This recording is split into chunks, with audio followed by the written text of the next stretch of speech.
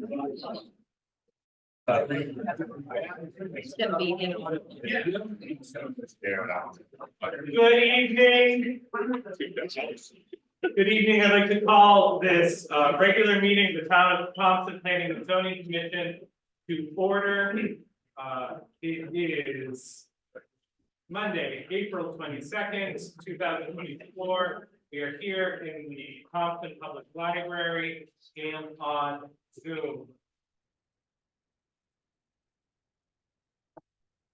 Mr. Chairman, just briefly while you're looking through your agenda, for the benefit of the folks in the Zoom room, because we switched venue, we are limited to the speaker on my laptop, which does not have a lot of juice. So if you are here to make a citizen's comment, either during the regular citizen's comment or during the public hearing, use your outdoor voices. It is still going to be a struggle for us to hear you in the room. Alternatively, you can type your comments in the chat and the planner can read it from the screen. It asks us all please to stand for the pledge of allegiance.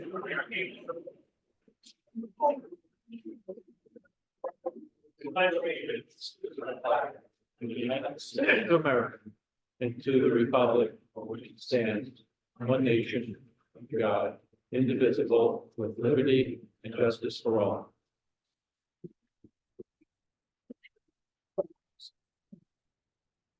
Now, with a roll call of members, John D. Lane, Frank Black, Mike Martin, Greg Williams, Mike Gergel, James Altsey, Russell Roberts, David Love, Brian Sanders, Joseph Freddie Brown, Ms. Laura Levac, Alvin Hill, Victor Hill, thank you. And Ms. Laura is online as well. Guys is here, sorry.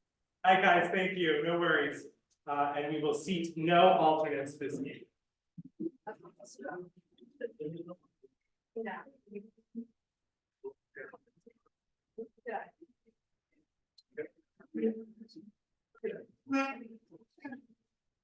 Item 4, public hearing, application 24-03, and here is the legal notice.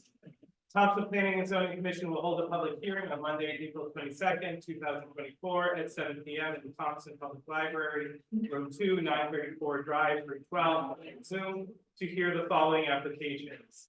Planning and Zoning Commission application 24-03, applicant Arthur Brunner, property owner Dudley Sand Gravel, Adelina and William Healy of 0 Rachel Drive, map 83, block 57, lot 5, zone common residential district CRD, 0.56 acres, request a special permit for multi-family dwellings of 3 or more units in compliance with zoning regulation, article 8, section 275-8.2, number 7. For the applicant, I'm sorry, let me just. Yes.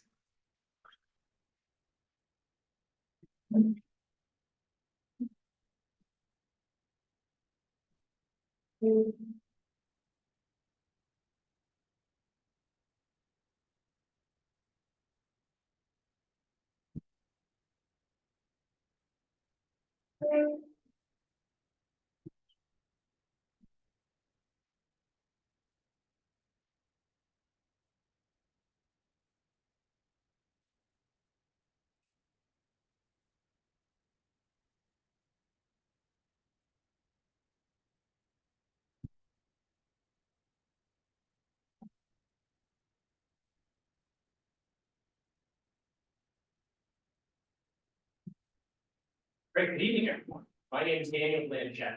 I'm a licensed civil engineer. I work with J&D Civil Engineers right here in Thompson. I'm here tonight on behalf of the applicant, Arthur Brunner, and the owner, Mr. and Mrs. Healy, to seek a special permit for construction of a multi-family dwelling. The site is located on Rachel Drive in Thompson on the west side. Here is an aerial photo of the site. Again, the property is shown here in red. Here's Route 12. Here's Rachel Drive. Yeah, as the chairman said, it's in the common residential district. It's located in a moderately dense residential neighborhood. It's a small site set back from the road.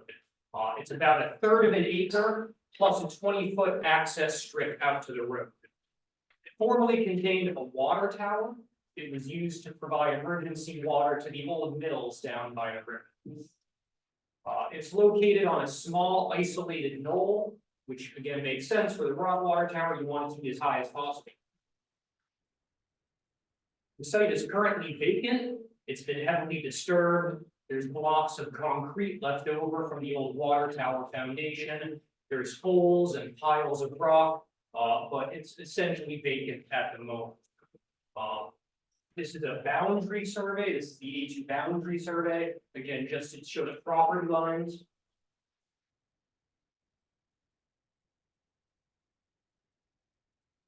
Now, this is the site. Again, we're proposing a multi-family development in the style of townhouses. It's going to be one building with 4 units. Each unit has a 1-car garage and 2 bedrooms.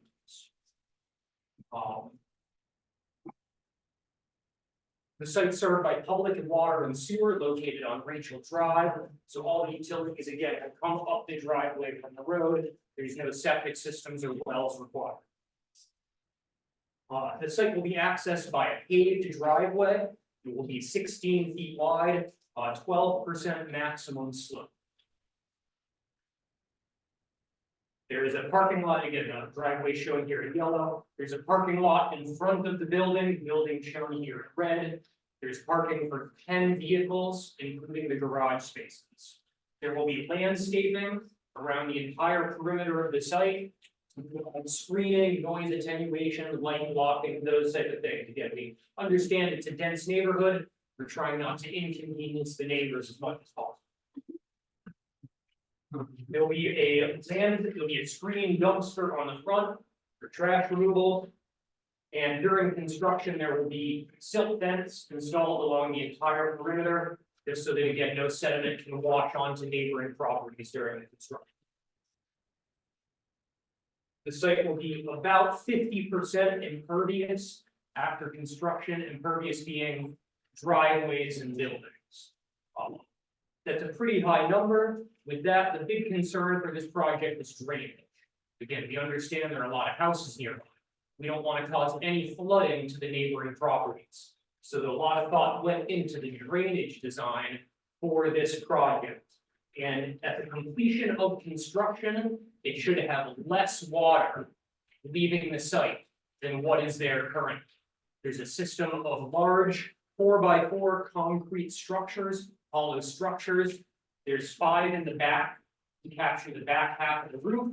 There's 18 of these structures underground under the parking lot, which will capture runoff from the front half of the roof and the whole parking area.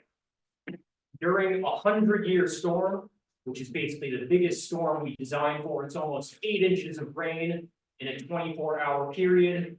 Again, the total runoff from the site will be going down.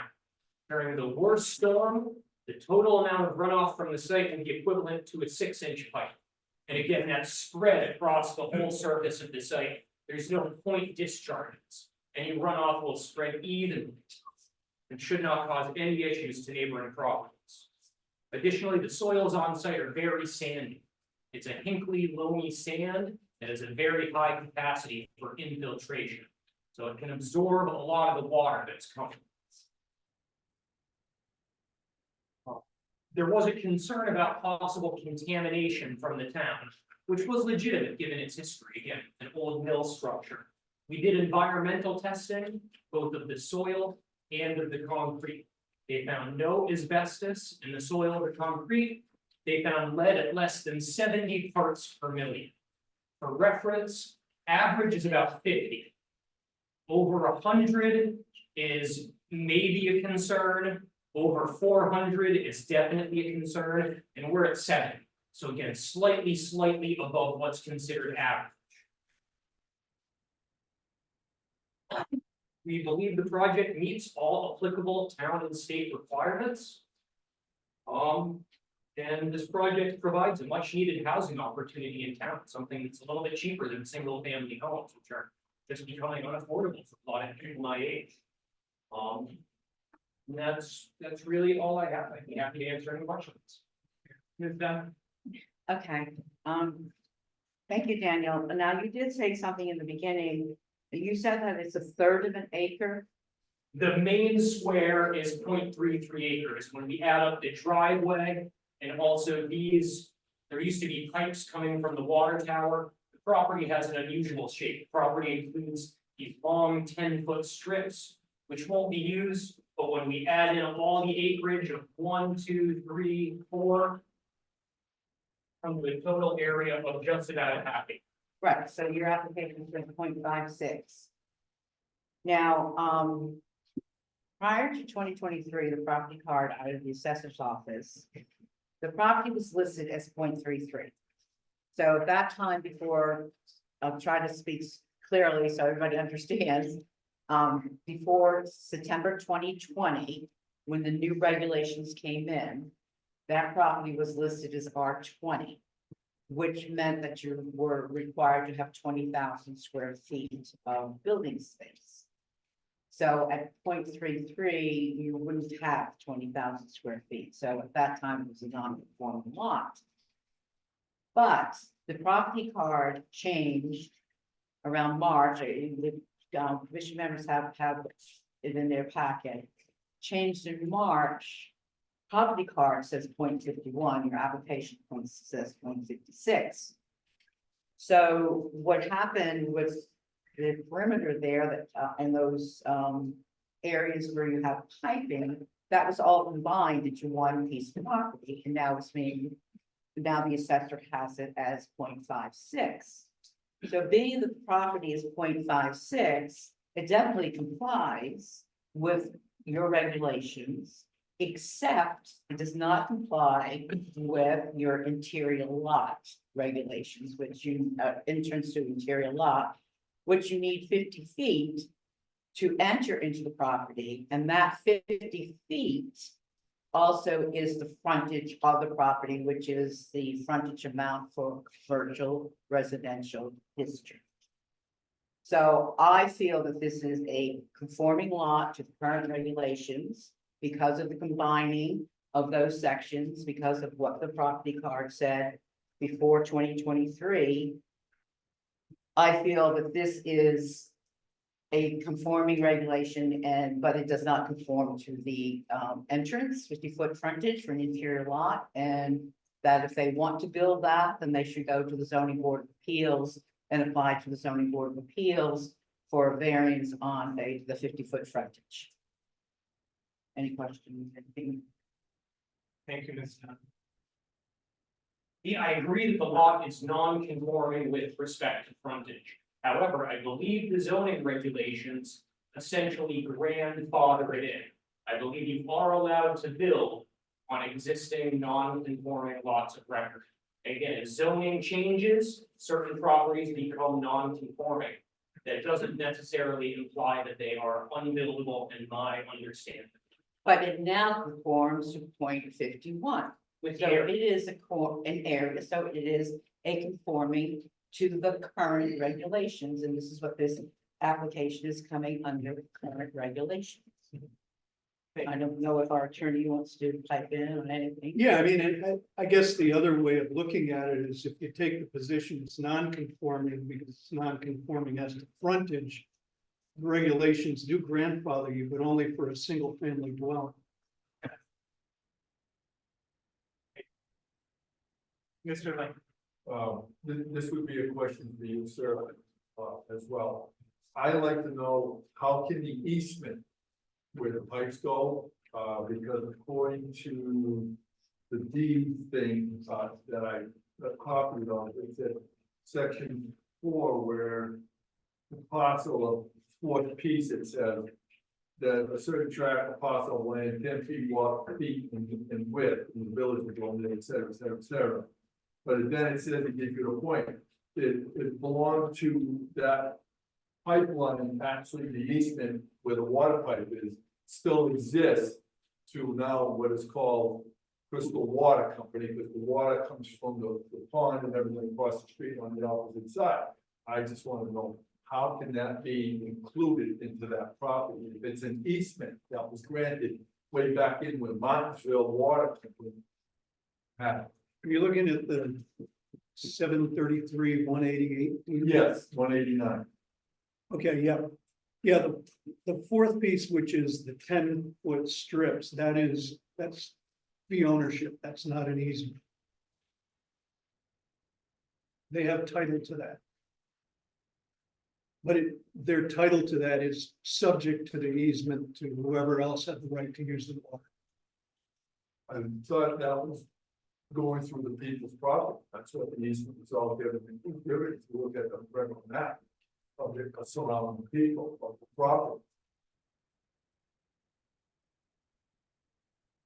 To me, my understanding of an easement is that you're given the right to put this in as a pipeline or of any kind, water, sewer, or whatever.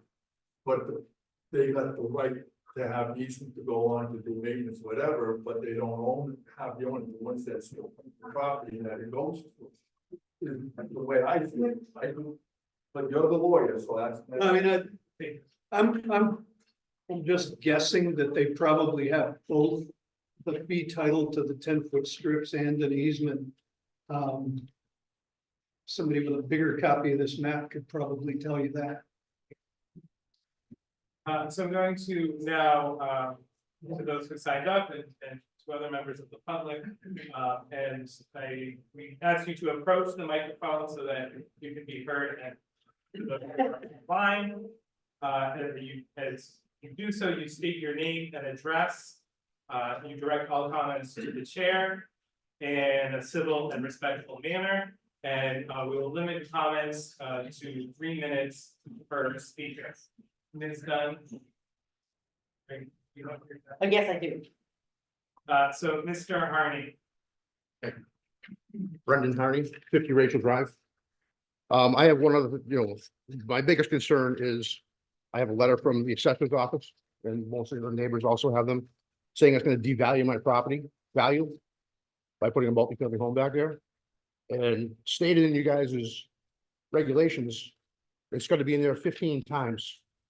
You won't do anything to value properties. Well, I mean, I don't know if you guys want to see this. Mr. Hill had it, he took it home with him, wanted to read it. Yeah, You got all that? Okay. All the neighbors have them. So you're gonna be devaluing 15 homes. Secondly, we talked about driveway, 50 feet. Also, when you, in your rear lot, you have to have exit onto a town road that's at least 50 feet wide. Rachel Drive's 32 feet wide. You need 140 feet of visibility each way. On the end of the driveway, you look left, you see about 30 feet. Huh? 275? So it's even more than what I said. So, I mean, there's multiple zoning issues. I have 2 trees that are on the driveway property line. When they cut through the sewer and the water and all that stuff, they're gonna cut through my roots, they're gonna kill my trees. I have a stone wall to the left side of the property. It's already at a 15-degree angle, brick wall. What's that gonna look like after they go up there with concrete trucks and building trucks and all that stuff? And I came to Cindy probably 2 years ago. Asked her if that lot back there was buildable or not. So I took and I cleared my back property. So that 82-foot stretch where there's left is a 6-foot drop off. The back section of 68 feet, 6-foot drop off. So you get a fire truck go up there, 20-foot wide driveway. He's got no room to turn around. Where's he gonna wind up? Sideways in my yard. I really don't want that. I have to find out. Thank you. Ms. Orr. I'm Anne Marie Orrin. I live at 44 Rachel Drive. This is where I'm.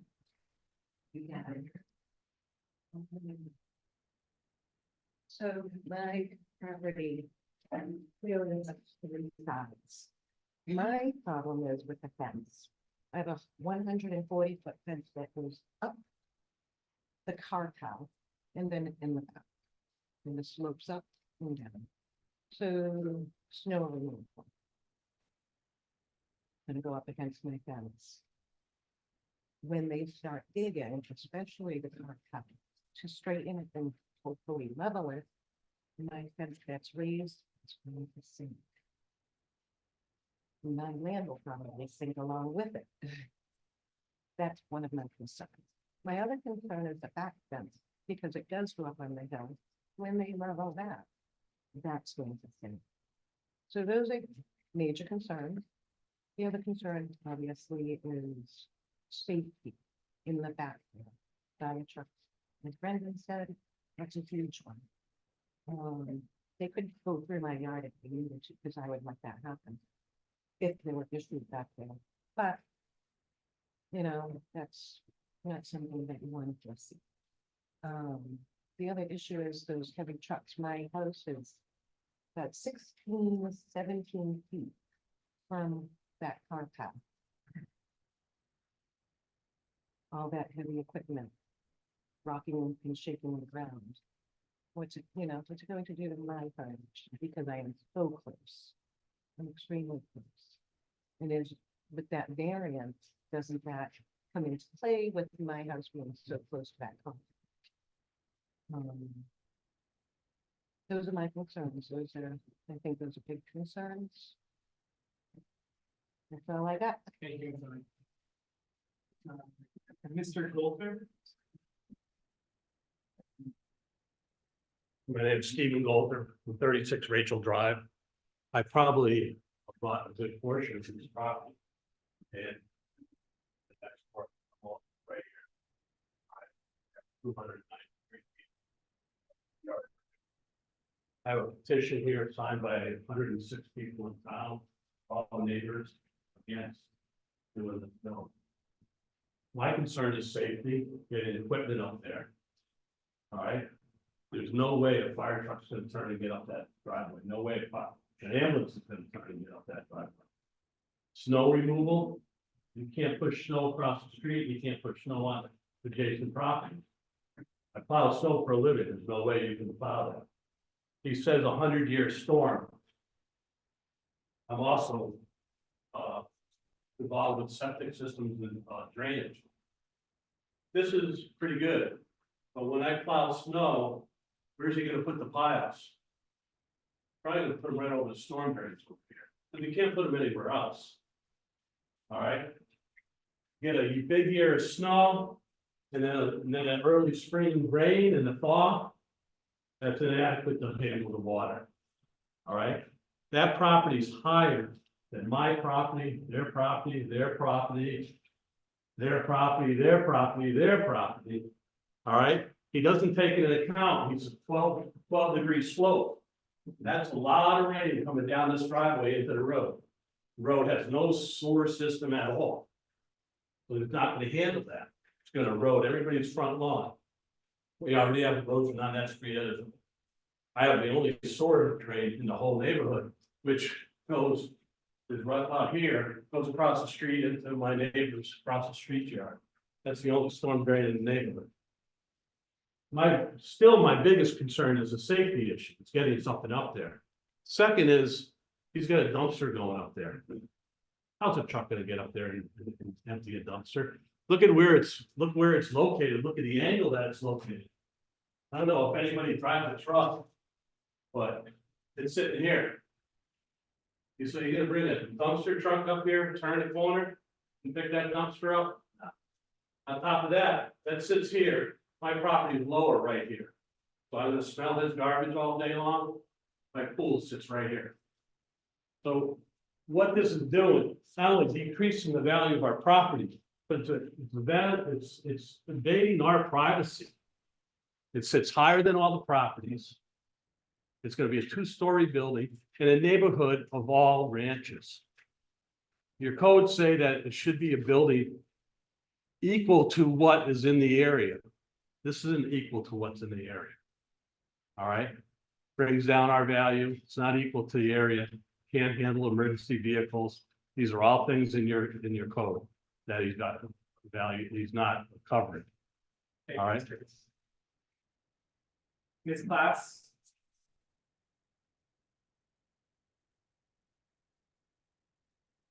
Hi, my name is Stephanie Ploss. I live at 49 Rachel Drive.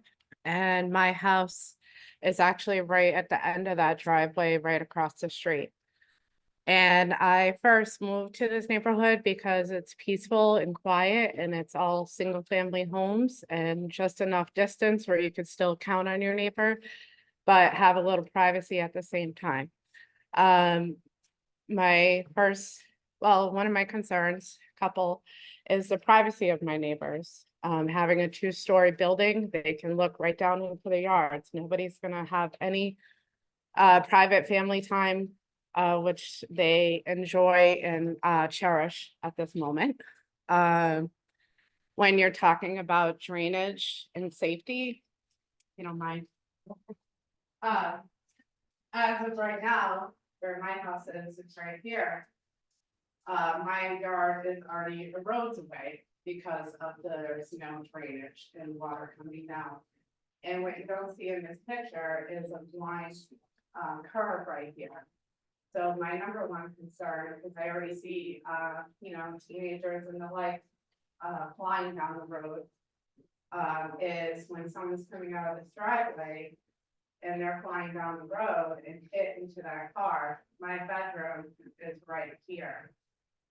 So I see a car flying right into my bedroom. So overall, I just feel like it's not a good idea for everybody.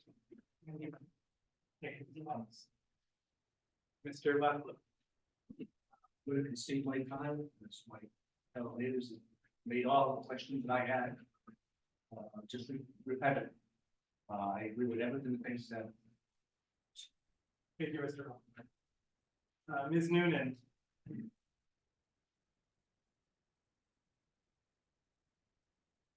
Hi, my name is Danielle Noonan. I live at 597 Riverside Drive.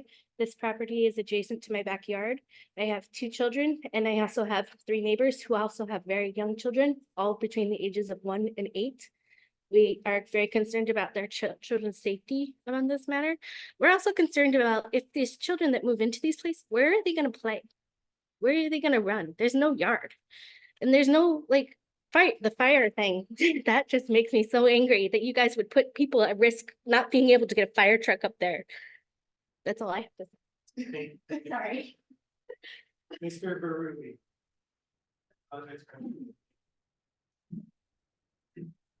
Hi, my name is Daniel Barubi. I live at 20 Rachel Drive. And I moved there about 6.5 years ago. In that neighborhood in the past 6.5 years, there's been at least 5 or 6 families that actually moved in. Old generation is already starting to move out, live with families, go to housing, whatever. And you're gonna take all that away when you put up those units there. Number one, all the information that gentleman was saying about the trucking is absolutely right. I drove truck for 16 years, okay? And there's no way there's trucks going up in and out of there and having proper plowing. And I used to do the snow plowing too for the state and West. And there's no way you guys can put all those units in there. It's just as bad as putting those units in over by the drafters, the old Knights of Columbus. You got how many units in there right now? 4 or going on 6 in that little lot? You're not leaving room for kids to play. You're not leaving room for families to be able to have privacy, just like the lady said. And all of this is for what reason? It's a lot big enough for a single family home. It's always been zoned R20. Build a single family home. There's nothing wrong with that. All right. You got plenty of space up there to do that. Problem is, they're not maximizing their dollars. Okay, there's no reason any of this should be even turned over into a HUD program, because that's the only way you're getting cheaper housing. Because otherwise, those condo units are going to be renting out at $1,500–1,700. That's not cheaper housing. My mortgage is less than that. Okay, so that's the way I look at it right now. And you don't need to bother calling my wife. I put her name down. Thank you, Mr. Grant. It's on the list. So Ms. Burby, do you want to speak? No.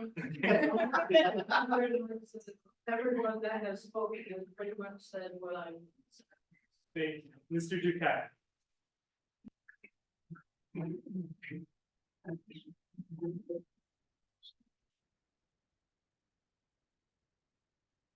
All right, so my question is, you claim there's no contamination with lead or asbestos or anything like that there.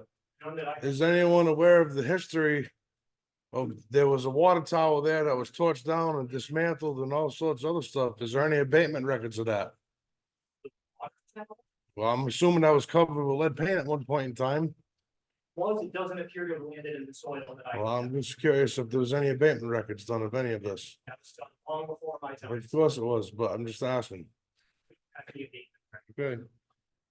It's just something that, Can I make a statement to that? Yes, thank you. Um, Mr. Duquette. Ms. Dunn? I just received a report on the soil testing today, so the audience who have asked for the FOI record, that would not be in the record, and exactly what Danny said is in the reports. And I did give a copy to all of the commission members. Well, last Russ, I gave it to Russ to pass. He did- Okay. he did his job. Good job. So there is a report here, and anybody that wants to see this report, just please let me know, and I'll get the report to you. Thank you. Mr. Lanky? Yes.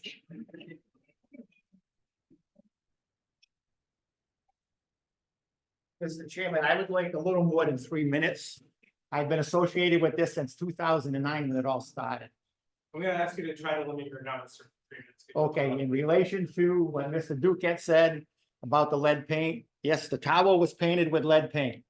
And anybody that knows about the tower, that wasn't flat ground where it is now. It used to be a good knoll that was over there.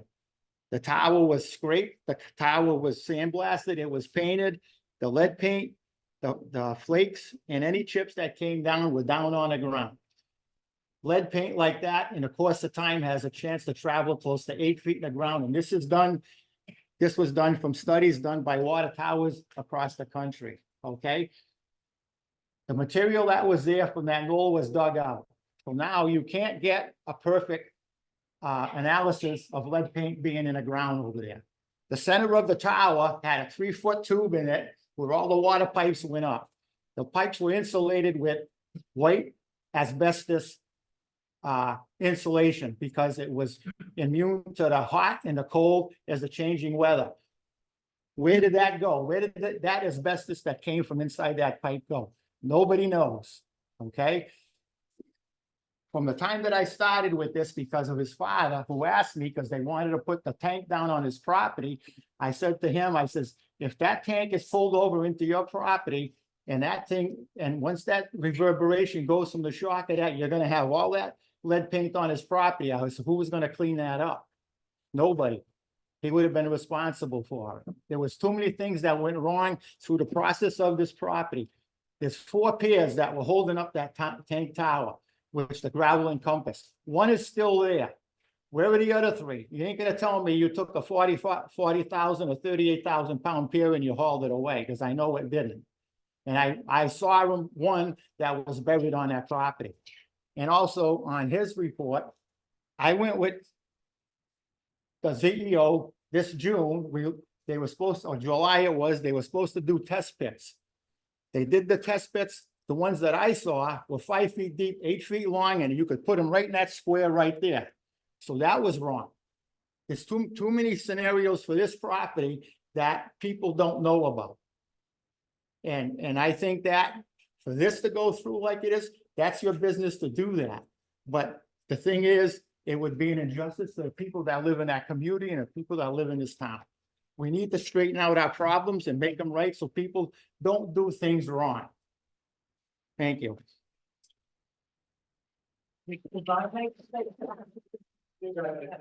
Paul said, yes, we were there. I requested, it was probably around June or July last year, for testing to be done, and those huge holes were dug, but nothing ever came back into my office for testing. And again, like I said, I just got it done today. Mr. Bucks?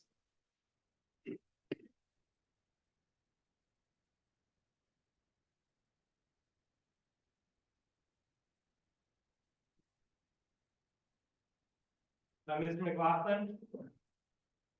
Hey guys. My name is Ryan McLaughlin, 41 Rachel Drive. 29 years old, new to the town, love this town, fell in love with this town from a young age. Couldn't wait to bring my family here. I have 3 kids from the ages of 1 to 6. Planning on taking my roots in here, paying taxes here, spending a long time here, you know? If they're gonna plot something like that up, directly across my house, that's crazy. Cause I came to this town for a reason. To a point, you know, growing up, coming out here, not like Wild West, but it's like, you know, it's like a spot that's. It still holds core values, and the fact that something like that would happen, it's crazy. I feel like this is a waste of everyone's time. Hearing all of this, I've walked up there plenty of times and seen it. I feel like this is a waste of everyone's time. That's it. That's all I gotta say. Thank you, Mr. McLeod. Sorry, to waste your time. Mr. and Mrs. Goding. My name is Amanda Goding, my father is Patrick Goding. We recently moved here about 2 years ago, and we live at 21 Rachel Drive. I agree with all my neighbors about their concerns, the fire concerns, the concerns about our privacy, the concerns about that turn right there in the road. It's extremely dangerous as it is right now. People coming out of there, we worry about our children. I have an 8-year-old child. That's actually what attracted us to that neighborhood. My father is 81, sorry. He's 81. There's other people in that neighborhood that are just around his age range. He's a quiet guy. So I could actually get him outside and get him to talk to the neighbors.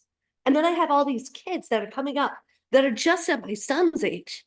And the fabulous programs we have for our kids here is great. I wonder if this is going to be HUD home, how is that going to impact the education system? Is it going to? I know it's only 4 units, but how many kids can we have in those 4 units, you know? I want my kid to grow up in that nice single family residential neighborhood that I invest my money in. And I've got to say, it's a great neighborhood because I only had my house for about 2 years and it's already increased in its value. I don't want to see it go down. I want to leave my son a legacy. Thank you. Thank you. I'm sorry, Norman. Gloria.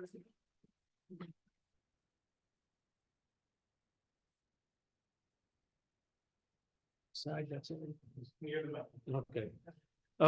Norman Deloria, 29 Rachel Drive. A lot of my neighbors have conveyed a lot of the points already. Talking about sight lines for coming out of a 16-foot driveway. I believe that's what you're saying. So, I mean, the sight line is probably less than 50 feet for a road that's coming down a hill, sweeping around a blind knoll. Safety concern right there for anyone who'd be coming out of that driveway. Other safety concerns, you're talking about 2-story unit with underground parking. What's the height to the peak of the roof? Underground drainage. Well, the parking is Yeah, under, but what's the height to the peak of the roof? 2 stories. I don't have an exact. 35 feet? You tell me. 40? But anyway, so you're not gonna fight a fire with conventional fire trucks. You're gonna need a ladder truck. A ladder truck will never, ever make that swing. The ladder truck we have in our town. You're gonna park it at the bottom of the driveway and you're gonna shoot it up in the air 200 feet up the hill. Safety concern right there. The garbage, having dumpsters. Nobody in the neighborhood has dumpsters. All their garbage is contained within their house, within their garage. You're gonna have these dumpsters out there. They're gonna have odor, smells going through the whole neighborhood. A single family neighborhood, all these single family homes, I don't know why, trying to force feed a multi-family unit into a community of homes that are all single family. The points have been brought up that it's an older neighborhood, but it is turning where now younger families are coming in. You have a lot of more kids that are gonna be around. Again, safety issues. Driveways going up and down. You're gonna have multiple cars. You said there's parking for 10 vehicles. That's a lot of traffic that's going up and down that driveway every day. So, on those points, also I noticed, there's like, I don't know, there's like some waste or something up there. It looks like things have been dumped on the property. Metal, concrete, stuff that's not, you get the concrete blocks that are mentioned 40,000 pounds. Those concrete is not part of that area there. Also, this person, relevant or not, they haven't been a good taxpayer, they haven't been a good neighbor. I mean, they just let the property go to crap. They're not trying to clean it up or do anything. And they're 9 years in arrears on their taxes. So how are they being a good community-based neighbor? So those are questions that I have that seems nobody's been able to answer. If they're really concerned, be a good neighbor. This hasn't been demonstrated through the prior 9 years. All right, thank you for your time. Mr. Pease? I mean, Chad Pease, Riverside. If you're gonna comment, if you could just. Yeah, I was just gonna say, pretty much everyone on my neighbors in the same place. Thank you. Is there anyone in the Zoom? Any comments from the Zoom? Any other comments from here in the room?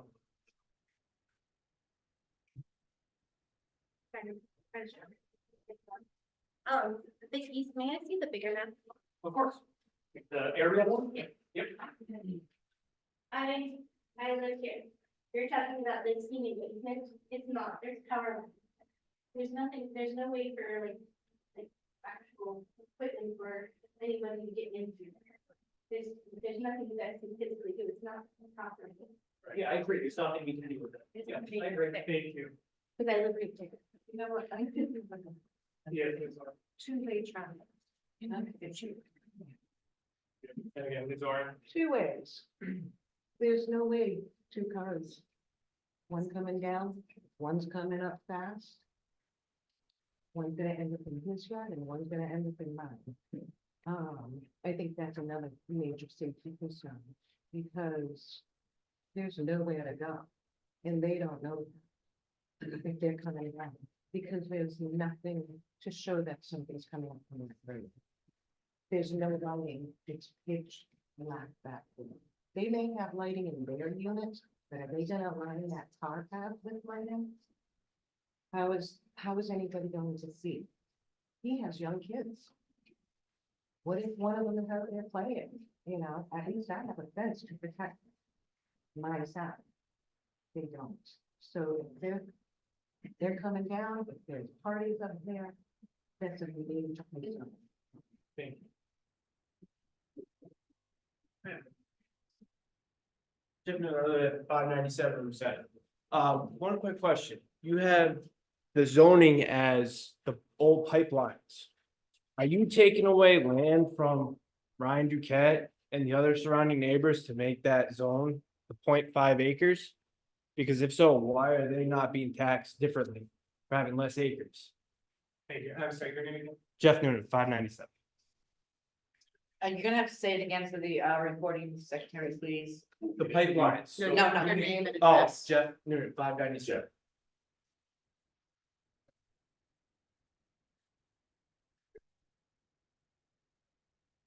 Yes, so again, so the property does come with these 10-foot wide strips. They're not useful, we can't use them, but they're on the deed, they've always been a part of this property. And so we're not taking away land from it. They've always been together with this person. But the correction on that, or the other part of that is that for years, that parcel only said 0.33 on the assessors card. And then all that was put together, and now it says 0.51, even though you have it as 0.56 on the application. Yeah, when an assessor doesn't have a survey, they estimate the. Until you have a good survey, the assessor doesn't know the exact area. Well, that's not right, because where that corner is, you may.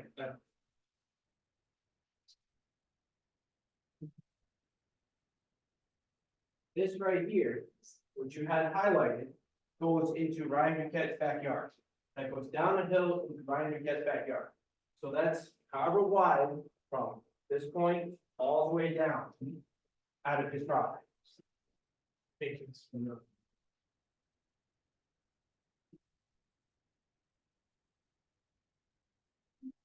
Ms. Goddard? Sorry, while I was up here, I forgot to speak out what my father's concern is. Last year, the water company came through and they put little blue flags on all of our yards. There was word about, they were thinking that the pipes have been there for so long that they're going to have to go down and redo the piping. You were saying that this is going to be on town sewer and water. So my question is, if it's up on a knoll, are we gonna have to increase the amount of water that we're using to get up that knoll? And is that going to affect the old pipes that are going to our houses? That's what my father brought up, not my Water- concern, but, The water department has reviewed this plan, they did not provide any concerns. okay, Thank you. thank you. Yeah, Ms. Morgan. My land, the way it is at the top. Kind of like this, they're going to be driving over that. Unless it's. Her land is even that. It is, it kind of comes out. I think some of you may have seen it, so they're gonna be driving over mine. And that, And it's not reassessed, why would she not know about that, why has that not been told? so. With that being said. I can't even put a stop to that. If it's my land.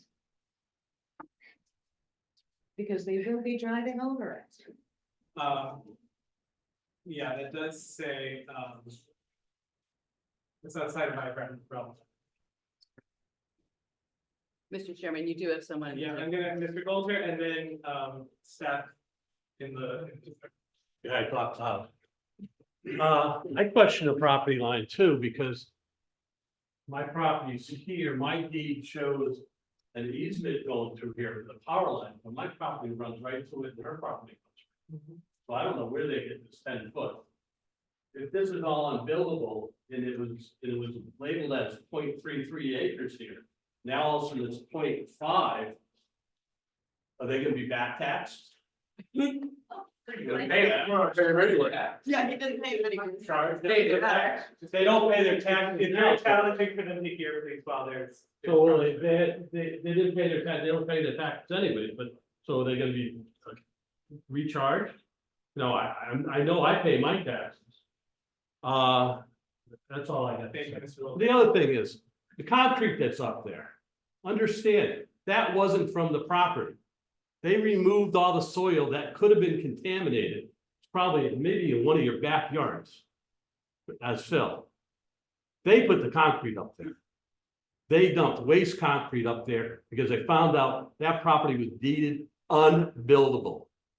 When it was, had the other zoning. The zoning was changed without our input. It was done by zoning, you guys only. We didn't have an input at that time. If it was my choice, I would have left it as unbuildable. And Ms. Patty, if you could read the comment from the chat. The person calling themselves Steph, you can take yourself off mute. If we can't hear you, I'll just ask you to type the comment in and then I'll read it. She did. Oh, she did? Hold on, give me a second, guys, sorry. I have to close one window to open another. Okay, so the comment from the person, Steph, and if you don't mind, also putting your full name and address in the chat, is what would the process be for removing the concrete from the property? I believe it would be hammered apart and removed from the site. Thank you. Thank you, Steph. Mr.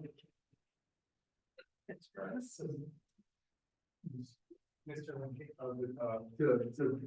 To the young lady and them, so the hammer the stone, they were bringing an excavator with a hammer on it, and chew it all, up into small stuff, and then into load, excavating it and stuff. You can get it from them. Thank you. I Mr. do have one question. So that concrete that was up there from the water tower was in the 60s. Anything pre-1980 has white asbestos in it. I'm in a construction company, construction business. I don't know where they did their testing or the concrete, how they went and got a piece of it. But I had game cams up there, facing that way. No one's gone up there and chipped away any concrete.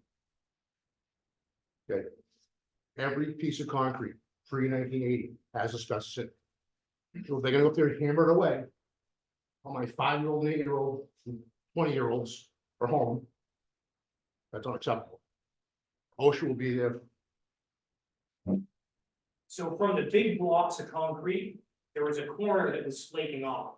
I removed about a fist-sized chunk of the concrete from the big block. We sent it into the lab. For the big pier or the? From the big, yeah, exactly. The big pier is ready to Yeah. fall over. You actually Yes. went up there and Yep, take it with that, ready to. yeah, Pressure? there's the corner that was obviously You cracked know what day you went up there? off the top of my head, no. No, shut up. Thank you. I just want everyone to like be aware that if you do decide to hammer this concrete, you are going to happen to, well, like a lot of houses foundation around the property, mine's stone. When we were redoing the front of, I'm sorry, what is that road right there, corner? No. Riverside and 200. No, so when the mill fell, the tower fell because they were doing jackhammering. That is gonna happen to the foundation of our house. Plain Road. Thank you. Mr. Samples. Thank you, everybody. For the comment. I think a motion to close the public hearing. There's a motion to close the public hearing. Is there a second? And a second. Ms. Salsi? No, I just want to speak. No, I know, he said I can hear no second. Oh, So okay. then I recognize you. Oh, okay, I too want to thank everybody for coming out here tonight, and I understand your concerns, rightfully so.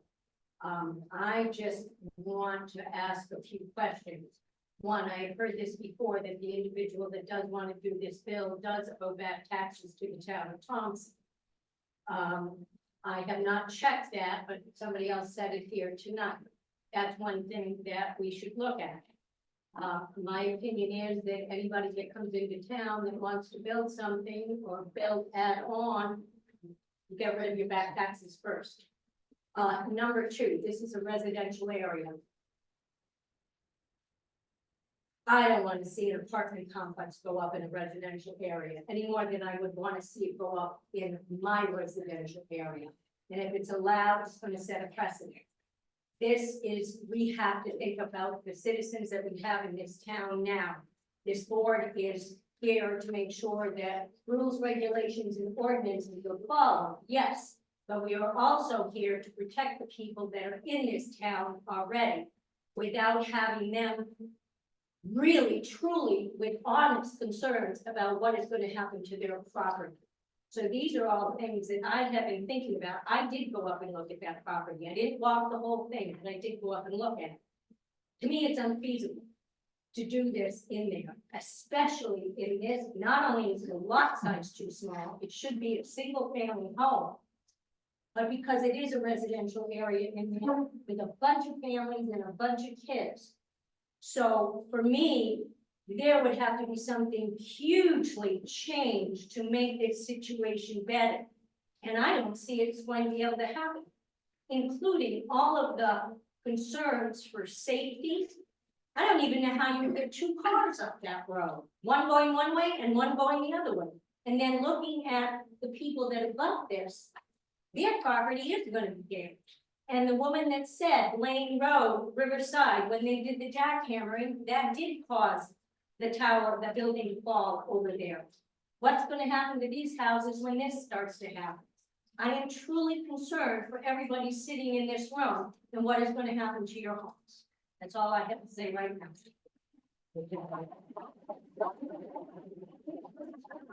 Mr. Chairman, just have a follow-up comment from the same woman, which Stephanie McGregor, 50 Rachel Drive, types into the chat. I'm concerned about the weight of the materials being brought in and out from the path. The edges are cliff sides and the soil is very soft already, eroding along the sides. Thank you. And we'll, you're up. Stephanie McGregor, 50 Rachel Drive. We captured it in the last comment. Thank you, Ms. McGregor. Mr. Williams, and then.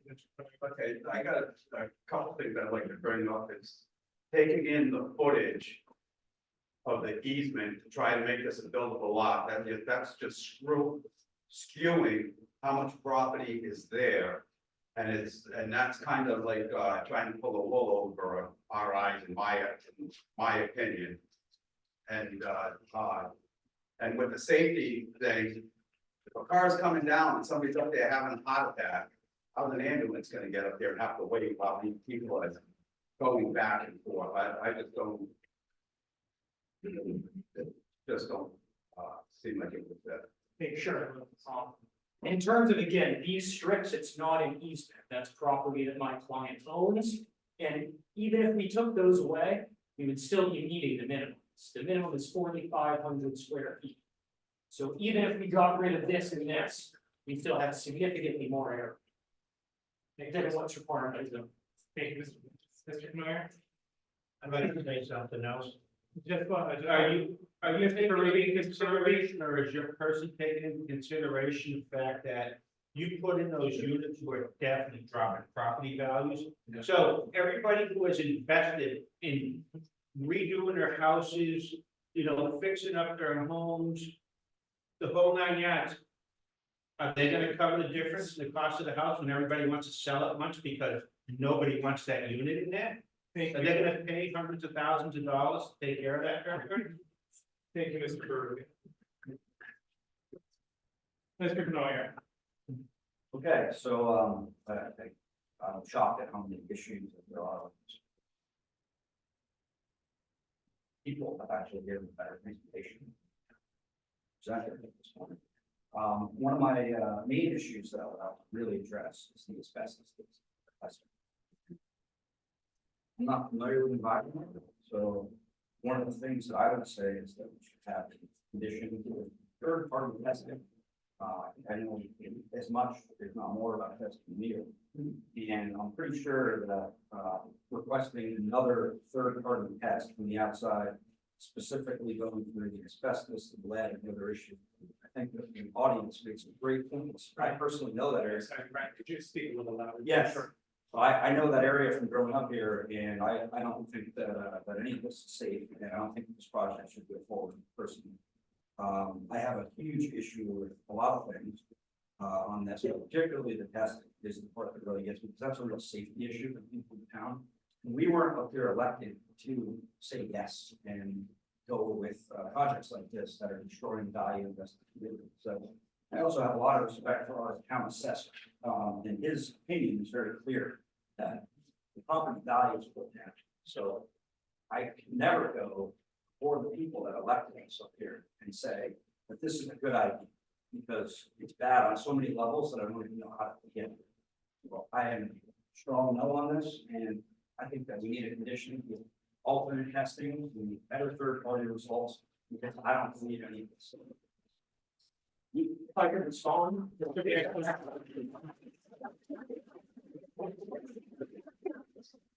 Mr. Glanta. Yes, this is one of the state accredited laboratories. Thank you, Mr.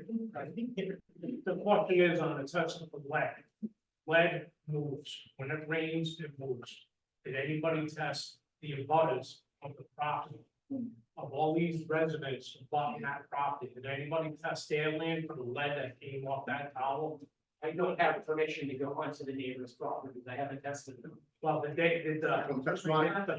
a second, did the owners of the property that's coming for this permit go to the property lines and test the soil for lead? No, the testing was done close to where the water tower used to be, assuming that the tape drops off more or less. It drops off, but during rainfall, it does move, it erodes just like soil. So if it eroded from the tower, the base of the tower, it probably went to all the properties that are abutting the property line. Did anybody test the property line? No, I said we took samples near the center of the site. Well, that should be done. Mr. Branch, that is with everything and all the concerns about the lead, the safety issues, everything else, this comes down to putting an apartment complex in a residential area. That is not the best interest of the citizens of this town, hopefully the people on Rachel Drive, period. Taking this on.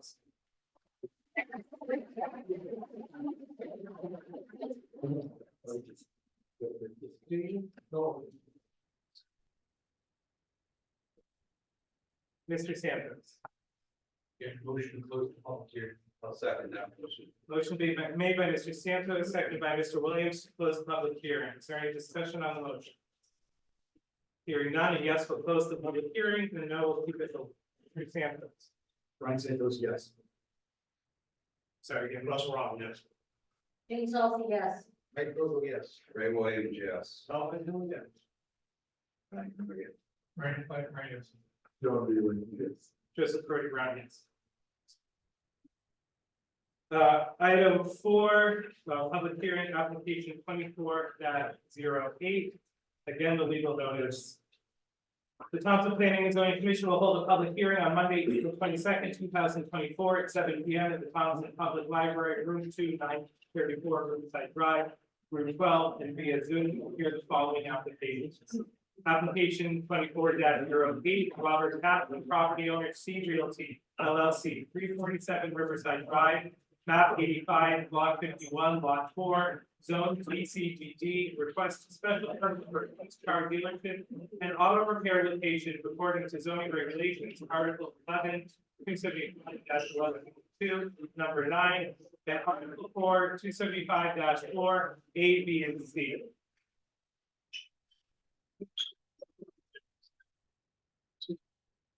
Yeah, so we will be opening the hearing for application 24-08, after which we will discuss both public hearings potentially taken. That is the order. Is the applicant here? Yes, they are. I see this,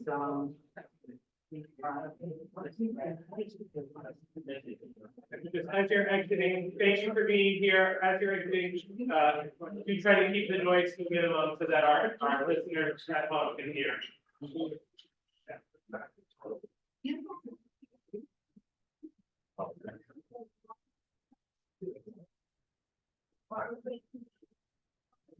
You need this? Okay.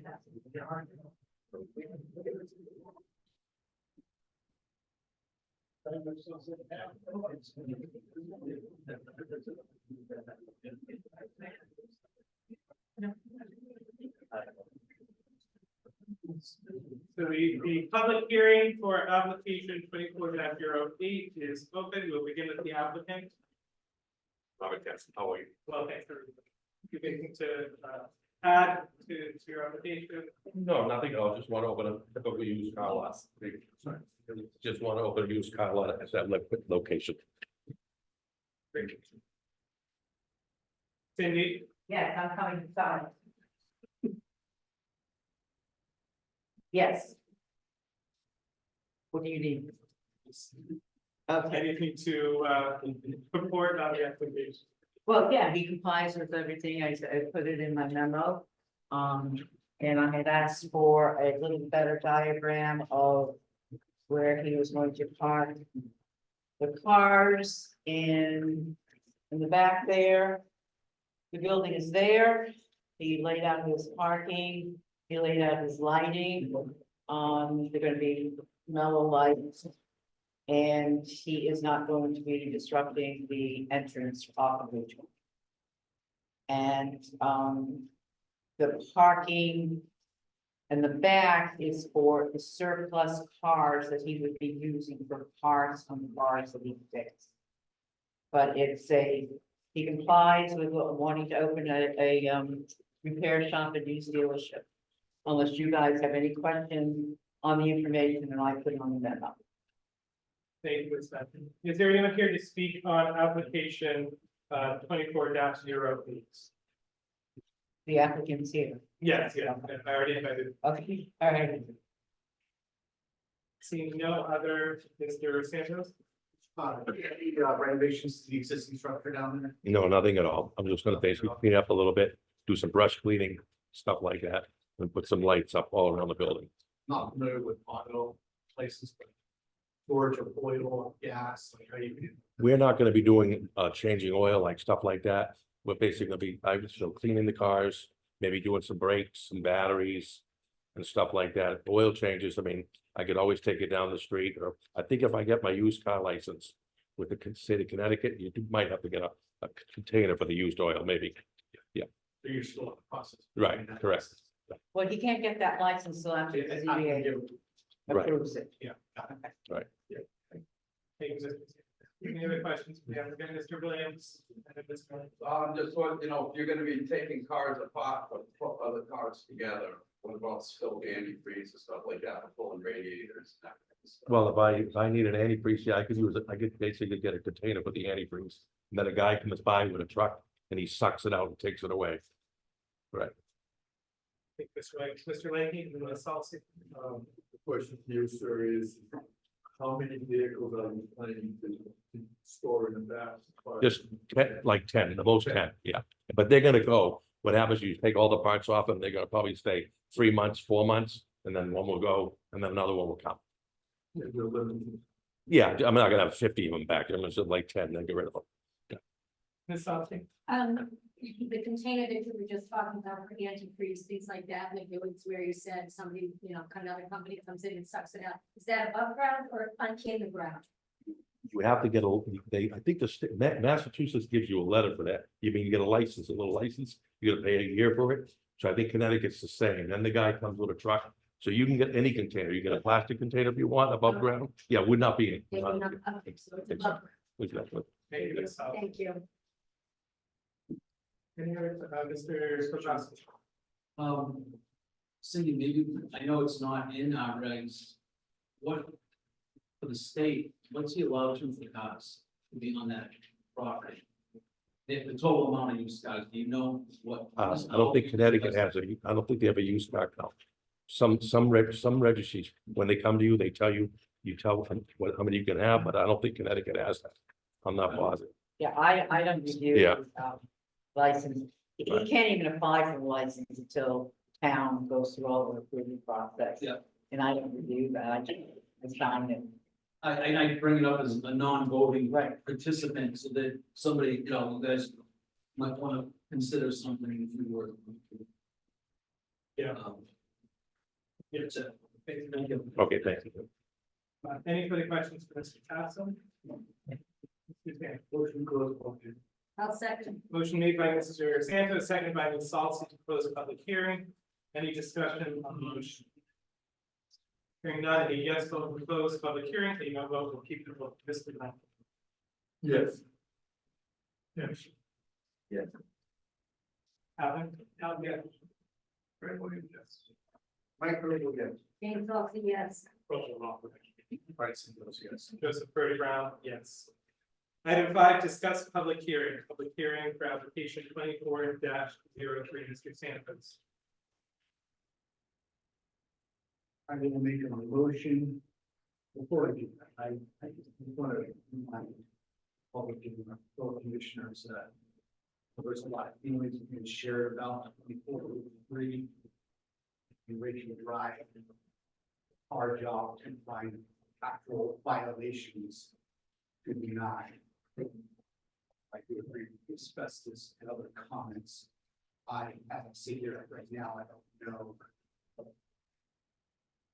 what reference there would be in order to deny that. So I'm going to motion to deny application 24-03 following failures, items that comply.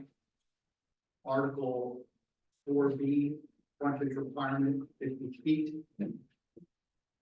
Second is the town ordinance section 4, specifically 4.2 on sight lines.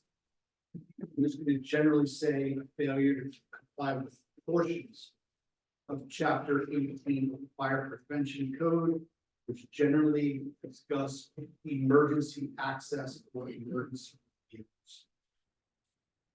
Motion made by Mr. Santos to deny application 24-0. I'll second that. Jane Solacey seconds. Any discussion on the motion? Mr. Chair, I would like to ask Brian if you would add Article 1, Section 2, intent.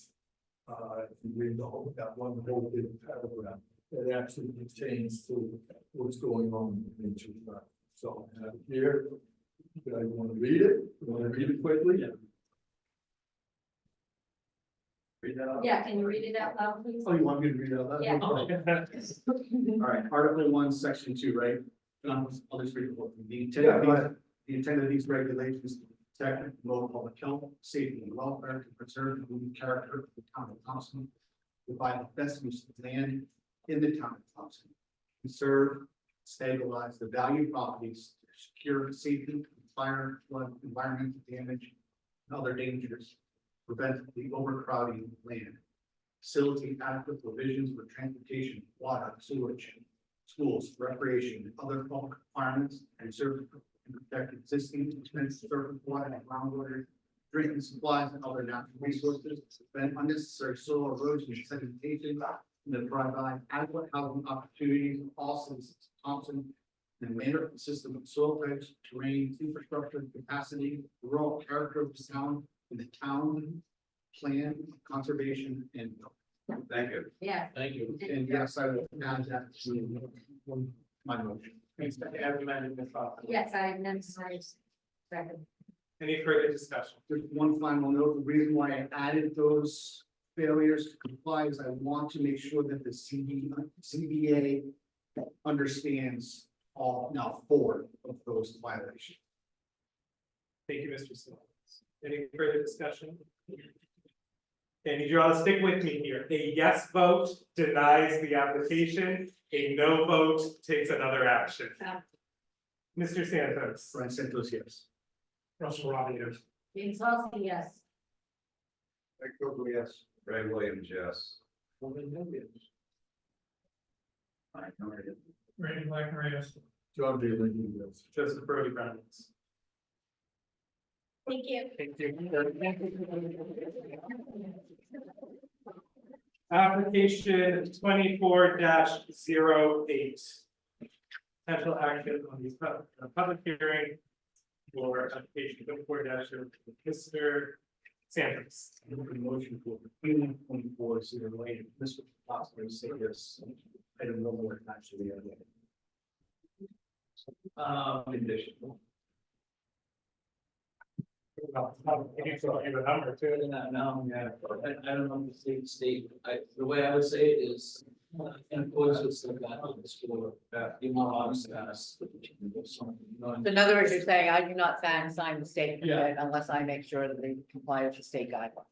I don't think the state guidelines have a number in it, Yeah, it doesn't. so you should probably go with what was presented by the applicant. Thank you, Attorney. Go ahead. Did you say a number? He drew a 10. He wrote 10. He said 10. 10 in the back, yeah. Oh, that was hard to say. Right. 10 park. Us. Cars with parks. We want to address the number of cars out front. But with he brought the number of cars we got out back. If you think about harvest. Well, that's what we're worried about. We're not worried about how many cars. Okay, sorry. In my opinion. Yeah. So he said 10. With a limitation of 10 cars for parks. Is that correct? Yes. Do you want to put in there 10 cars that will be parked in the back for parks? Yes. Lots of cars. So Mr. Santos has moved to approve the application with the condition of a limit of 10 cars parked in that use for parks. I'll second. Seconded by Ms. Solacey. Mr. Hill. And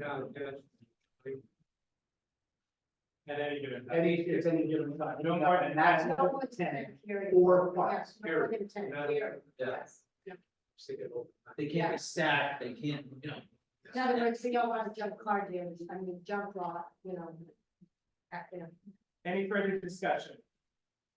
Hearing none, a yes will approve this time, a no will deny. Mr. Lane. John D. Lincoln.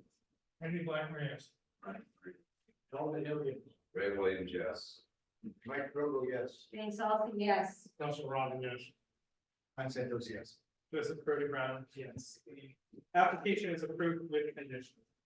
Before I move to item 6, I do want to make a motion to amend the agenda to add to section 11, signing of Mylars. And of course, now I've lost the paper you gave to me. Section. I have a paper, you know, I think here too. I'm sorry. Well, I have it. No, can you give it to me? Oh, good, oh, here it is right here, you want me to read it? Yes, please.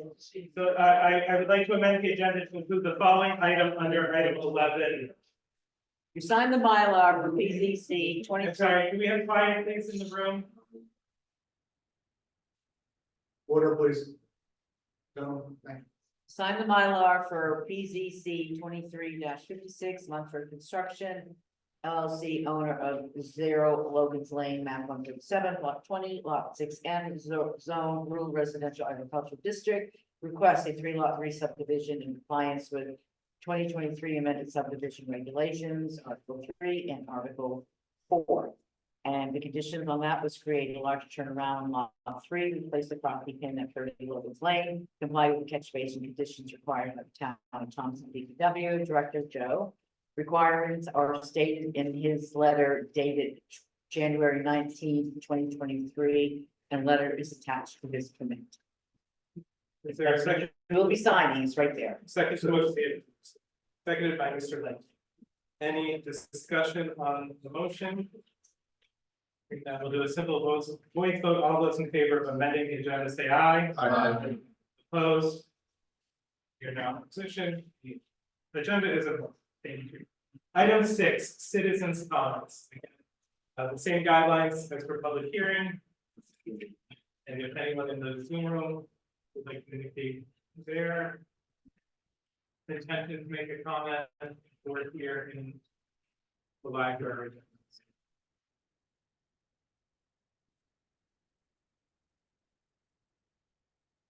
Okay, I see none.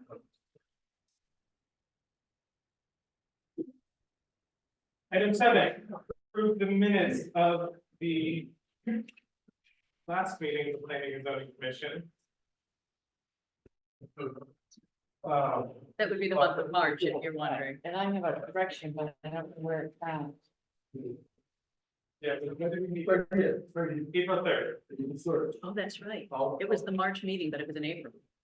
I make a motion to accept minutes of the meeting.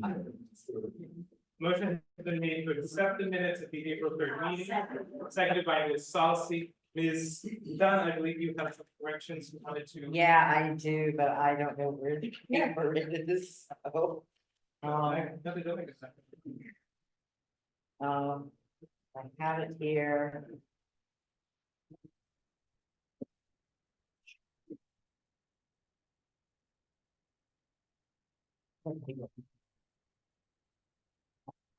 No, I can't find it. I don't want to keep people waiting any longer.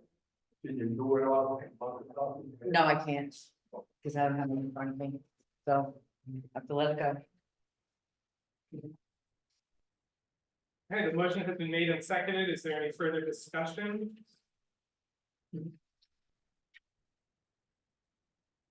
Hearing none, I guess vote will accept as sent. A no vote will take another course of action. Mr. Sanchez. Yes. Jane Salty, yes. Mike Grove, Ray Williams, yes. Brian Maria. Randy Blackmer, yes. John Lee, yeah. Joseph Curdy Brown abstained. I was absent. I did not get a chance to watch it. So with the 8 votes in favor and 2 abstentions, the minutes are approved.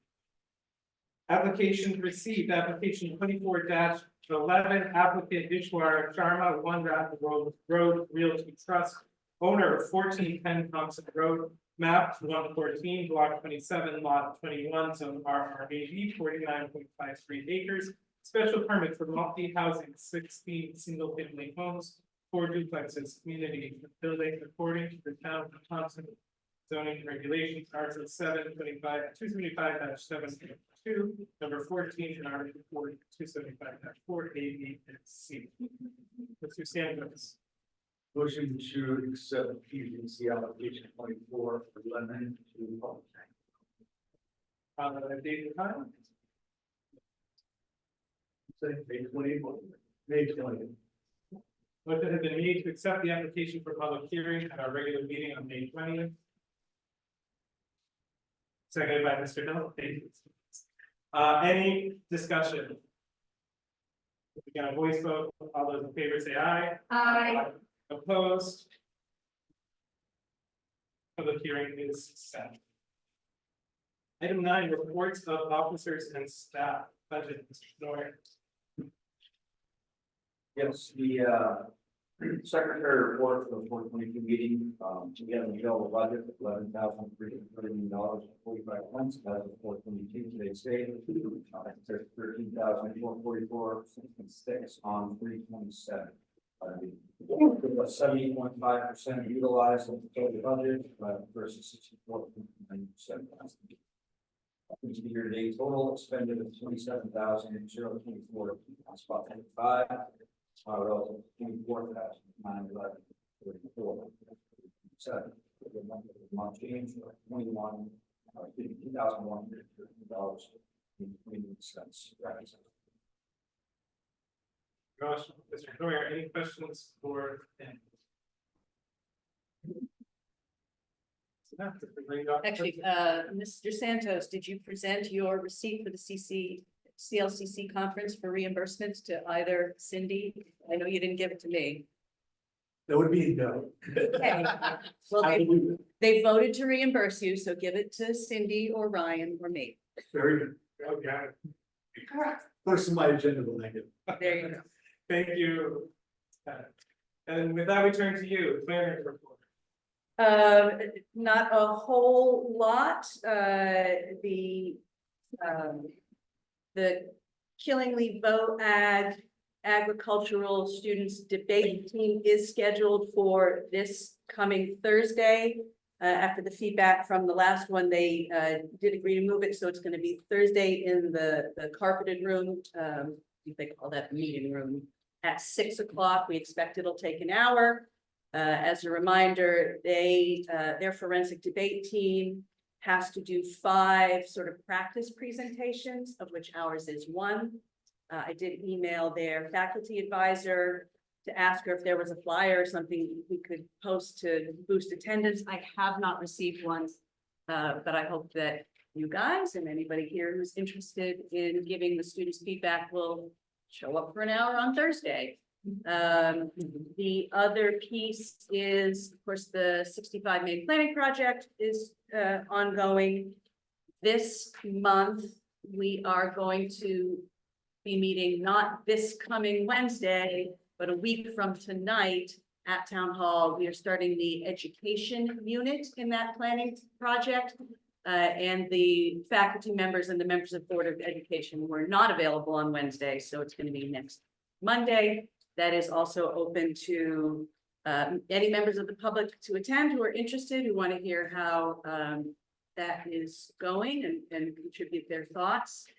And then I did not prepare an update for the suggested annual revisions to the zoning regulations. I believe at the last meeting we discussed possibly scheduling a subcommittee meeting in May or June ahead of the June regular meeting so that we can discuss it and maybe have those suggested revisions ready to go for public hearing. I know Cindy wants to provide me some feedback as well. If any of you have any feedback that you'd like to provide for suggested revisions, email it to me. I'll add it to the list.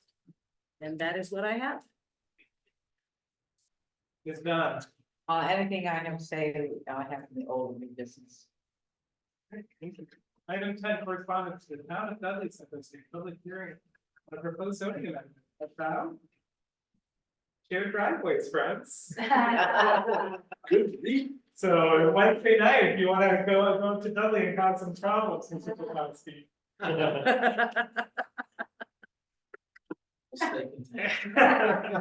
Item 11, signing of Mylars, signing of Mylars, for the. Logan's Lane. Application. Mr. Chair, I'll make that chair, sign my lot. I'll second that. Motion made by Mr. Lanky, seconded by Mr. Williams to authorize the chair to sign the Mylars. Any discussion? Hearing none, a yes will authorize the chair to sign and then the comments. Brian Santos, yes. Motion passes. Please also, yes. Echo, yes. Ray Williams, yes. Fine, Murray, yes. Randy Blackmore, yes. John B. Lincoln, yes. Further Brown, yes. Item 12, old business, 12A, Planning and Zoning Commission, application 22-26, 520 Riverside Drive, 10-foot extension of car wash. Here, I've sent you the plans, Mr. Patel is here, you wanna come up and, just explain, he's just extending it that 10 feet, that building. The car wash, just 10 feet, there's no interference with anything, if you have any questions you want to ask him about it. Did you look at your plans? Mr. Santos. Yeah, just real quick, so. You're building the structure there now, obviously. Yeah. When you came in for the car wash, there is buying to that. What was that again? Yeah, it's, The initial car was approved for 19 by, sorry, the initial car was approved by 19 by 30. Yeah. Instead of that, it's 19 by 40, so we're going 10 feet back. So it's not changing any frontage, it's just going towards the back of the property. Oh. Just enough room to put more equipment inside. Yeah. and if you want to go 10 feet in the back, and not going to interfere Yeah, with it's not anything. I just wanted to make sure that, you knew about it, in case anybody gets any calls. If you want to take a vote to approve it, so that he has extra protection in case there's complaints, it's up to you guys. On the car wash, is the waste water technically recycled? So yes. There's a sand catcher that goes inside the car wash. Water for the into public. Sorry, I didn't hear you. Second part. My question was that. I wasn't sure when we approved this, was it that, so the end, whether or not that. Water that's used It's treated before it goes into the sewer. we're gonna treat it versus Yeah. recycle. Well, no, it's treated before it goes, so there's doors that goes in there. There's a sand catcher that goes in there, and there's the oil separator, it goes into the oil separator, and from there it goes to the water process. Before it exits the sewer line, so yeah, water is treated before it goes into the sewer. There's, in other words, there's no chemical. It's a reuse, I guess that's. Yes, yes. 40% of the water is reused.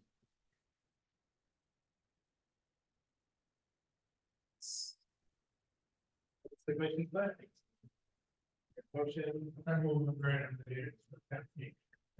I'll second it. Motion made by Mr. Blackmore, second by Mr. Falsey to accept the extension of 10 feet. Any discussion on the motion?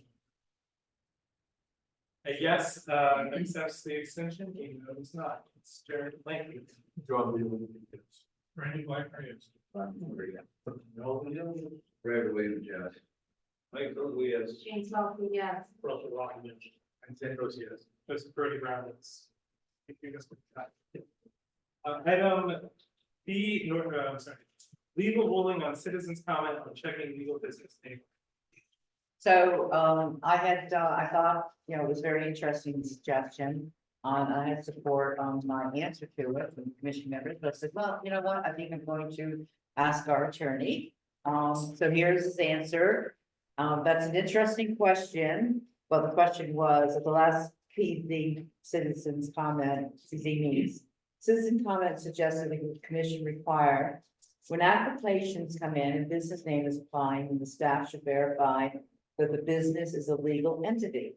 My response was, while that is a good suggestion, there is not enough staff hours to check the legality of the stated business.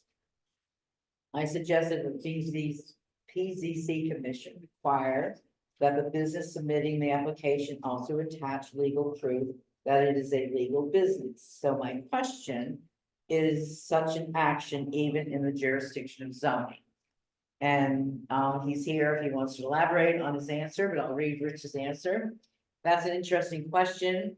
I don't know of any towns that do that. Your application form should show an applicant and an owner, which could be the same person or entity. If the name of the business is a DBA or a trade name or an out-of-state corporation, it could be hard to verify. Frankly, I think the burden is on the applicant to make sure that whatever business name is presented is legitimate. If it isn't, they couldn't file an appeal in court. Very interesting point. Also, sometimes opponents of an application raise the issue that the business doesn't exist and then the town may ask them for documentation. Your suggestion is a reasonable one. Again, the burden should be on the applicant, not you, meaning me, the commission, or the opponents. So any questions? Anybody have any comments on this? It's just, yeah. So I didn't bring this up earlier, Richard, but I'll bring it up now. Later. I did research on the WC and gravel company. In they're registered in Massachusetts, or were registered in Massachusetts, state of Massachusetts, gives them a statement of resignation of registration issued in 2014. By coincidence, that was the same year that they stopped paying taxes on Rachel Drive. I checked with you. That's office. So and the company was dissolved by the state of Massachusetts, issued by the state of Massachusetts, which is a public document, dissolved in 2019. So that application, they owe taxes and interest fees were reduced in 2014. My question is, I mean, I found this information in about 3 minutes. I printed all of the information. I strongly feel that we should quickly check on business names. And if it's dissolved such as this, it's pretty much, in my opinion, a false application. Interesting. Yeah, it's okay. Now, I didn't bring that up, and maybe I should have, because of the denial of appeal. That's probably either mediation, litigation, or arbitration for a time. But I think it'd be interesting to see that in the ZBA meeting as well. So I just wanted to get a turn. If you have that into the record, then that goes, and if it involves that, yeah, if you hand it to me and it's part of the, asking it to be part of the record, I believe that I can make that part of the record. If it goes in the ZBA, then that would be. But is that allowed for us to deny the application? Is my question. I would deny it based on zoning, not on their status as an entity in Massachusetts, because even though, you know, I don't know Massachusetts law and corporations, but in Connecticut, you can have it reinstated after it's been dissolved. You just have to file paperwork and pay a bunch of fees. Sure, but this was state issue. I mean, Right. they weren't doing anything to help themselves. The state issued that doesn't, this dissolution, so. Right, the same thing would happen in Connecticut if you weren't filing your annual reports. If you weren't mailing in your check, you'd get administratively dissolved. But you still may technically exist as a de facto entity until you've disposed of all your assets. Sure. You get a chance to reinstate. I wouldn't rely on that as the sole basis to deny anything. Sure, understood completely, and I agree with that, just so everybody knows, the last annual report that they filed was in 2010, so they had no interest in trying to resolve the company's status. But they still owe the town of Thompson about $2,500 in taxes at 0 rate drive, which in my opinion, we should allow an application if they owe taxes.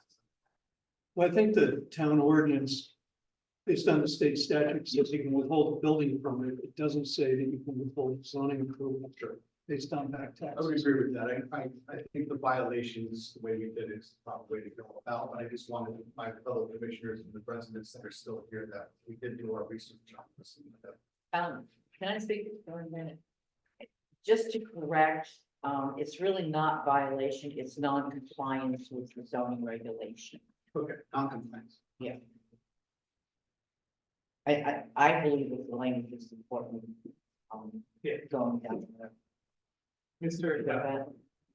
I mean, how many times are we gonna go around with these things? If somebody who puts an ad name, their business, is it fraud if they're illegal? I mean, why should we be? I mean, I completely agree with that. Attorney Roberts' position may sound legal sense for that. Because we consider what our authorities are, right? We can't overextend. If they're gonna create a liability down thing. I mean, It's outstanding. and I understand what you said, and I agree with Alvin, that if somebody's coming into this town using a business name, and you know, believe. I agree with Mr. Santos, but I don't think they should. We've got to be able to protect ourselves, which is what you just said, which is basically protecting the town. If they're coming in under a name, business name, and it ain't there, That's fraud. that's fraud. And in order to protect the town, I don't think we should allow somebody to use a name that is not viable. Yes, That should be on the applicant, not the town. yes, but if we like what I think you find out that it's not true, then, you know, and we've allowed it to come through, I think we're opening the door a little bit to having problems with the town, not us, the town. We can't see the town being liable. They committed the lie to us. Yeah, I can't feel the beginning of it. Mr. Santos?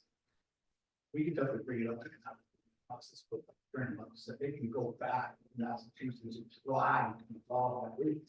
Okay. But pay the taxes, so do I think it's like perception is reality here that these people applied and tried to like do negative things?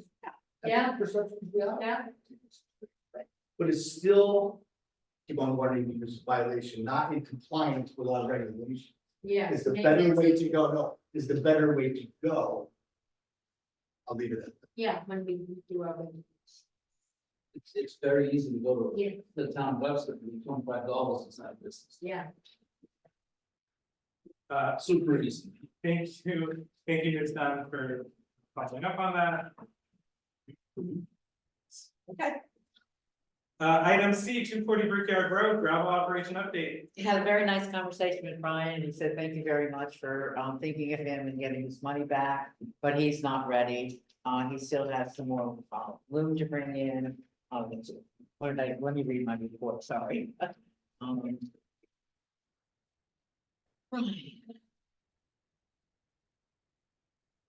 Phone conversation with property owner Brian, made on Monday, April 15th. He is not ready to close up. He still has to move a lot of loom and material, and he will call me when he feels the project is complete.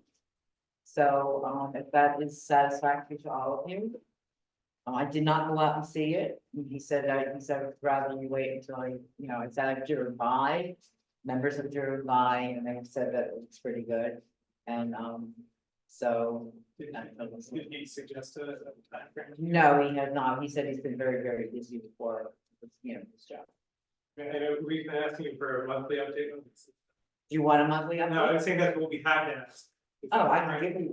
No, I don't think that's happening. No. 3 months or? All right, 3 months. Unless something changes. Unless you, yeah. Unless Okay. something I changes. could do that.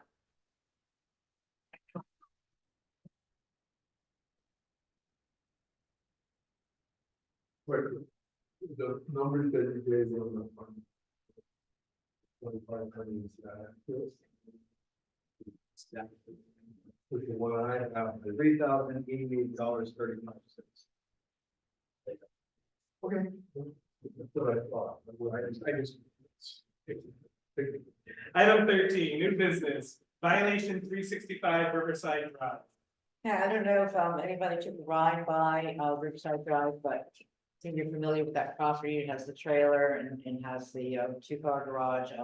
There's a new property owner. He owns a used car business in Massachusetts, and he I don't know if I said Arlington, but yeah, he owns used car business. but he's been parking his cars on that property. And one of the reasons, he brought the cars here is because he had a garage that he was paying for storage in Oxford, but somebody stole 2 cars out of it, so he decided to bring everything here. I've not talked directly to him, we had played telephone tag, but I finally got in touch with his wife. And she came into the office, I gave her all the paperwork, if she wants to open up a used car dealership, et cetera, et cetera. Long and short of it, I told her you have to October 22nd to get the cars out of there, I'm bringing them to planning and zoning commission. April, I'm sorry, yes, April 22nd. To bring it to planning commission, and she came in today. And she has removed, there's only 6 cars left, and she will be asked for a month to remove all the cars. I said, if you stay with that month, then I won't send you the violation letters. We'll just have this gentleman's agreement sitting here, even though it's a ladies' agreement, sitting here, and I will be, keeping in touch.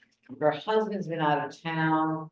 And he will be back in about a week, and so the three of us are gonna sit down and discuss what needs to be done to clear that property. And she did ask me, she said, well, can I park the cars there? I said, not if they're not registered in the state of Connecticut. So, but you can park some in that garage there, or you can get rid of the trailer, build onto the garage, park, more in there. But they couldn't be in the property without being registered. And she did, so they will be in to see me in a week or so. So are you, in your report, you said you were asking for support to send the violations? Right, because I told her I need an answer by April 22nd, and she walked in my office today, April 22nd, so. I guess what I would like is just a voice support that if they don't comply with that, I would go through the process of say in a month's time that they don't get rid of the cars off there. I would move to authorize the CEO to send notification of these violations mentioned in the report. Motion made by Mr. Brown, seconded by Mr. Santos. Mr. Williams, absolutely. Could you give me the last name of the people? It is Richard, his first name is DeBella, D-E-B-E-L-L-A. It's in the Z. Okay, I was looking. That was in my report. It's not, I know a couple of people out in Oxford, I just was wondering if it. Oh, okay. The name was. Yeah, okay. So. Any further discussion on the motion? Hearing none, yes, vote to authorize the CEO to send notification violations. A no vote to not, vote by voice vote, all those in favor say aye. Closed. Hereby authorized.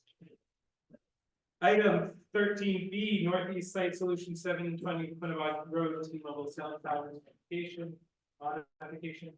Yeah, they just sent us a notice. Records right here, if you the whole application's right here, if anybody wants to take a look at it.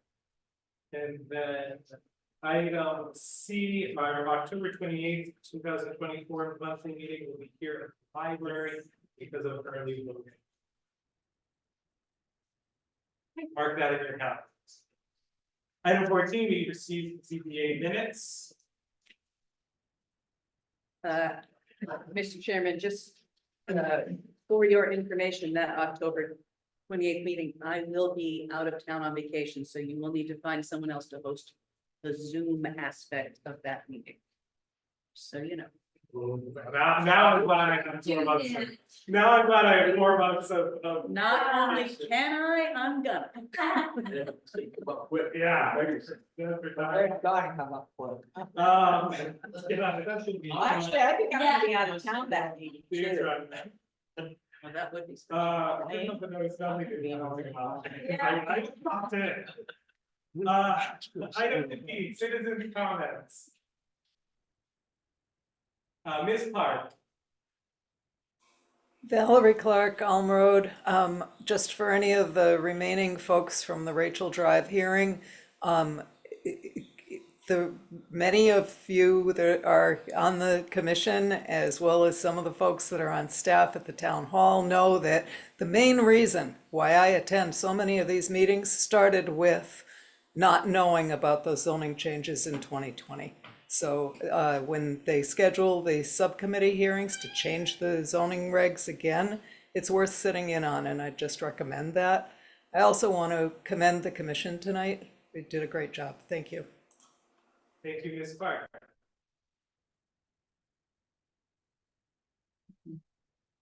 Just one thing I forgot under my report, Mr. Chairman.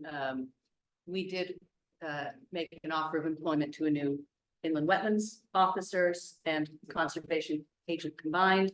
And the offer was accepted, and she will start on the 20th of May. Cindy will be covering in that role until that. So she's like got a calendar on her wall. Well, thank you for that, Ms. Bennett. Thank you, Cindy, for that additional work.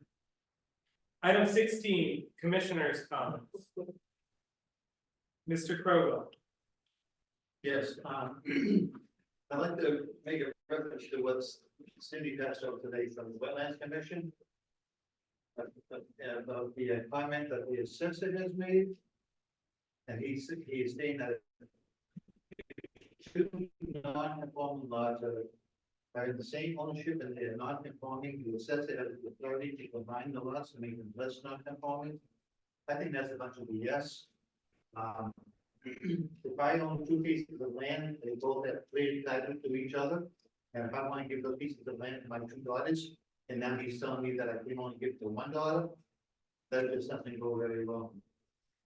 So I would argue this opinion very strongly, because if you have two deeded pieces of land, they are two pieces of land. Thank you, Mr. Krogo. Mr. Williams. I have something to say on that too. I had a family member buy pieces of property that were deeded. And when our last assessor was in there, they made us have the whole property. We broke off, there was 4 acres and we broke off only 1 acre.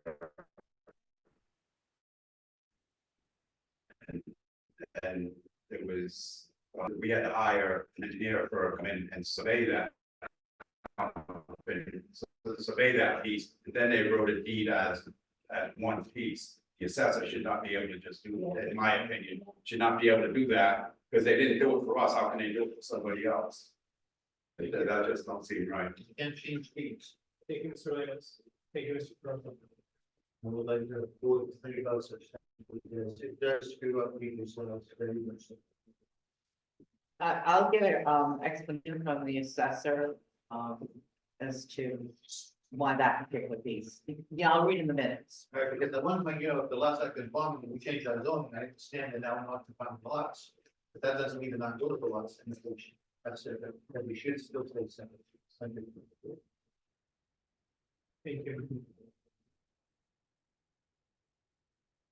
Item 17, our next meeting will be Monday, May 20th, an auspicious day. The Planning Development Department. Will we be here or, well, yes, Yes. we'll take the end of the day. So we will be here again. Maybe we'll get to go home in June, but remember that's May 20th. I don't think we'll need it to be good room as we needed tonight, but. Item 18, I will. Second by Ms. Saul, it's made by Mr. Sanchez, second by Mr. Saul. Ms. Saul, all in your favor, say aye. Aye. Meeting adjourned at 8:48 p.m. Jason. Thank you all.